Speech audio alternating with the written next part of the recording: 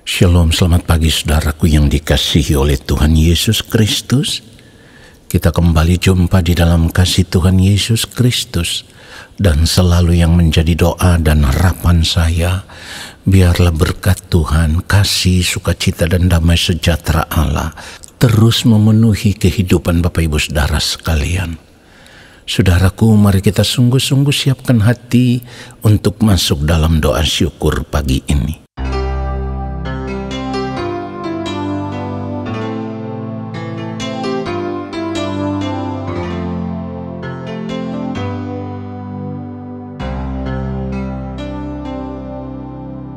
Ku masuk ke hadirat-Mu, membawa ucapan syukurku. Ku angkat hati di dalam penyembahan, menyembah-Mu dalam kekudusan.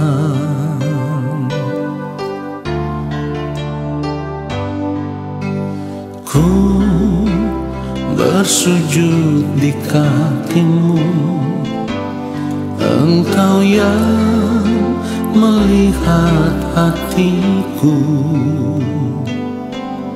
Seperti rusa rindu sungai berair, jiwaku merindukan Engkau. Ku menyembah Engkau, Elohim Yahweh, Allah yang maha besar. Urapi hamba-Mu yang maha kudus, pulihkanlah jiwaku.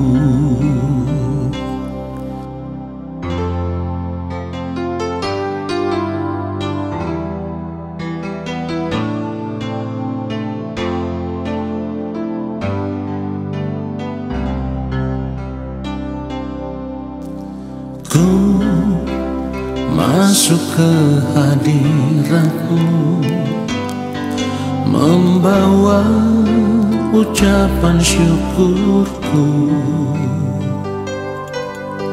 Ku angkat hati di dalam penyembahan, menyembah-Mu dalam kekudusan.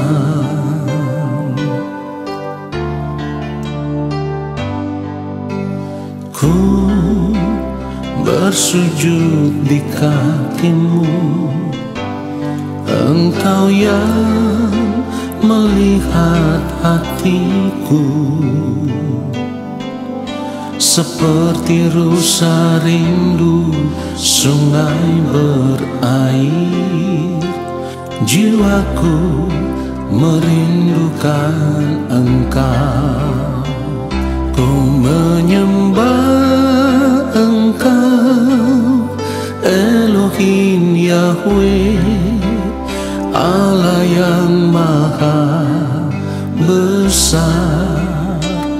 Urapi hamba-Mu yang maha kudus, pulihkanlah jiwaku.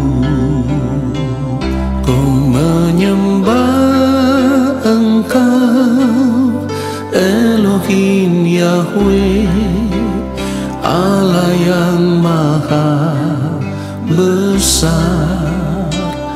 Urapi hamba-Mu yang maha kudus, pulihkanlah jiwaku. Urapi hamba-Mu yang maha kudus, pulihkanlah jiwaku.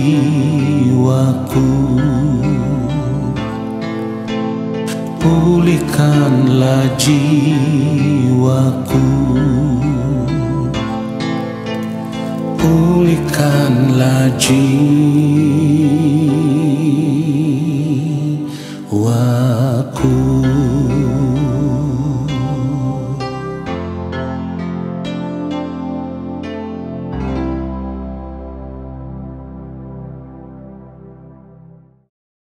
Mari kita berdoa. Yang Maha Mulia, Allah Bapa kami yang ada di dalam kerajaan sorga, saat ini kami ada di hadapan Bapa. Kami mau duduk diam di kaki-Mu ya Tuhan, di dalam hadirat-Mu. Dan kami mau menanti-nantikan lawatan Tuhan. Kami memerlukan firman-Mu. Berbicaralah bagi kami ya Allah. Sampaikanlah isi hati-Mu kepada kami. Allah Roh Kudus mengurapi setiap kami, memberikan kepada kami hikmat pengertian, supaya kami boleh mengerti apa yang Bapa kehendaki dari setiap kebenaran firman yang kami dengar, lalu kami mau hidup hanya untuk melakukan kehendak-Mu di sepanjang hari hidup kami. Ya Bapa, kuduskan setiap kami, supaya kami dipandang layak oleh pengampunan-Mu ya Allah, atas segala pelanggaran salah dan dosa kami. Urapi hamba-Mu untuk menyampaikan akan kebenaran firman-Mu seperti yang Engkau kehendaki. Di dalam nama Tuhan Yesus Kristus kami berdoa. Haleluya. Amin. Saudara yang dikasihi oleh Tuhan Yesus Kristus, kita adalah orang-orang yang terpilih. Dan kita harus menyadari bahwa tidak semua orang dipilih. Ya. Jadi kita harus mengerti, kita adalah orang-orang yang terpilih dan tidak semua orang dipilih. Nah, hal itu bisa dibuktikan bahwa tidak semua orang mendapat kesempatan untuk menjadi anak-anak Allah. Sebab kita lihat ada begitu banyak orang yang ada di sekitar kita yang tidak percaya kepada Allah di dalam Tuhan Yesus Kristus. Oleh sebab itu kita harus bersyukur, saudaraku. Nah, saudara perhatikan baik, menjadi umat pilihan itu ditentukan oleh Allah. Sekali lagi, menjadi umat pilihan itu ditentukan oleh Allah. Namun demikian saudaraku, ketika kita dipilih oleh Allah untuk menjadi anak-anak Allah yang akan mewarisi kerajaan Allah, maka itu artinya kita harus hidup dalam penurutan akan kehendak Allah. Sebab jika tidak, maka kita akan ditolak oleh Allah. Kita tidak mungkin diterima sebagai anak-anak Allah. Jadi kita harus mengerti, kalau kita sudah dipilih, kita harus menghargai pilihan Tuhan ini dengan cara hidup yang benar di hadapan Tuhan. Saudaraku, kalau kita melihat kebenaran firman Tuhan di dalam Efesus pasal 1 ayat yang keempat, sebab di dalam Dia Allah telah memilih kita sebelum dunia dijadikan, supaya kita kudus dan tak bercacat di hadapannya. Nah, saudara yang dikasihi oleh Tuhan Yesus Kristus, kalimat di dalam Dia dalam ayat ini maksudnya yaitu di dalam Yesus. Di dalam Yesus Allah telah memilih kita. Tetapi yang harus kita pahami di sini bahwa ketika kita dipilih oleh Allah, itu bukan berarti lalu otomatis kita akan masuk kerajaan sorga.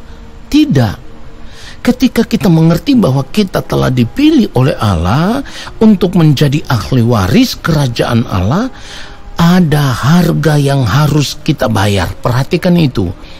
Ada harga yang harus kita bayar. Firman Tuhan katakan di dalam Dia Allah telah memilih kita, atau di dalam Yesus Allah telah memilih kita bahkan sebelum dunia dijadikan. Supaya apa? Supaya kita kudus. Perhatikan, supaya kita kudus dan tak bercacat di hadapannya. Jadi kita dipilih, tetapi kita dipilih supaya kita menjadi kudus dan tidak bercacat di hadapannya. Itu artinya setelah kita mengerti bahwa kita telah dipilih oleh Allah, kita harus menjaga seluruh keberadaan hidup kita supaya tetap ada dalam kesucian kekudusan Allah. Ini yang terpenting. Kenapa kita harus kudus, tidak bercacat di hadapannya? Karena Allah itu kudus. Allah itu kudus, tidak bercacat, tidak bercela. Oleh sebab itu, sebagai orang-orang yang telah dipilih oleh Allah untuk menjadi anak-anak Allah, kita juga harus tetap hidup dalam kekudusan, harus tetap hidup dalam kesucian. Firman Tuhan katakan, kuduslah kamu sebab aku kudus. Saudara yang dikasihi oleh Tuhan Yesus Kristus, kalau kita percaya, kalau kita mengerti sekarang bahwa di dalam Yesus kita dipilih oleh Allah, tetapi kita tidak mau membayar harga, kita tidak mau hidup di dalam kesucian kekudusan Allah, maka hal itu sama dengan kita menolak kasih karunia Allah. Hal itu sama dengan kita menolak keselamatan yang dari Allah, yang diberikan kepada kita di dalam Tuhan Yesus Kristus. Jadi kalau kita menolak kasih karunia Allah dengan cara hidup kita yang salah, artinya kita tidak mau hidup dalam kesucian kekudusan Allah, maka kita juga tidak bisa menjadi ahli waris kerajaan Allah. Padahal Roma pasal 8 ayat 17 firman Tuhan katakan, dan jika kita adalah anak, maka kita juga adalah ahli waris. Maksudnya orang-orang yang berhak menerima janji-janji Allah, yang akan menerimanya bersama-sama dengan Kristus, yaitu jika kita menderita bersama-sama dengan Dia, supaya kita juga dipermuliakan bersama-sama dengan Dia. Kemudian kalau kita baca juga Yakobus pasal 2 ayat yang kelima, dengarlah hai saudara-saudara yang kukasihi, bukankah Allah memilih orang-orang yang dianggap miskin oleh dunia ini untuk menjadi kaya dalam iman dan menjadi ahli waris kerajaan yang telah dijanjikannya kepada barang siapa yang mengasihi Dia. Jadi saudara perhatikan baik, ketika kita menjaga kehidupan kita supaya tetap ada dalam kesucian kekudusan Allah, itu artinya kita sedang menunjukkan bahwa kita benar-benar mengasihi Allah. Dia Bapa yang setia, Dia Bapa yang begitu luar biasa, yang berjanji tidak akan pernah meninggalkan perbuatan tangannya. Artinya dalam segala keadaan, dimanapun kita berada, ketika kita tetap ada dalam kesucian kekudusan Allah, pemeliharaan Allah itu akan sempurna atas hidup kita. Jadi kita harus melihat bahwa pemilihan Tuhan atas hidup kita itu adalah satu anugerah yang luar biasa. Kalau kita sudah tahu bahwa di dalam Yesus, oleh iman kepada Allah, kita telah menerima janji akan menerima warisan yang tidak dapat binasa, yaitu kerajaan Allah dan kemuliaannya. Lalu hanya karena tipu daya dunia ini yang menyeret kita untuk menikmati segala kesenangan hidup dunia, lalu kita terseret di dalamnya, kita tidak menjaga lagi kesucian kekudusan hidup kita sebagai anak-anak Allah, maka sesungguhnya kita sedang tidak menghargai Allah. Kita sedang menolak keselamatan yang Allah berikan dengan cuma-cuma kepada kita. Kita menyia-nyiakan itu. Nah saudaraku, ingat, kekristenan itu jalan hidup. Kita dipanggil untuk hidup benar, kita dipanggil untuk hidup kudus, kita dipanggil untuk hidup sama seperti Kristus telah hidup. Kalau kita tahu masa hidup kita di dunia ini sangat singkat, lalu kita tidak mau berjuang untuk tetap ada dalam kesucian kekudusan Allah, hidup benar, hidup melakukan kehendak Allah Bapa di sorga, maka kita akan menjadi orang yang paling bodoh di muka bumi ini. Karena apa? Karena keselamatan yang Bapa berikan tidak dapat dibeli dengan apapun.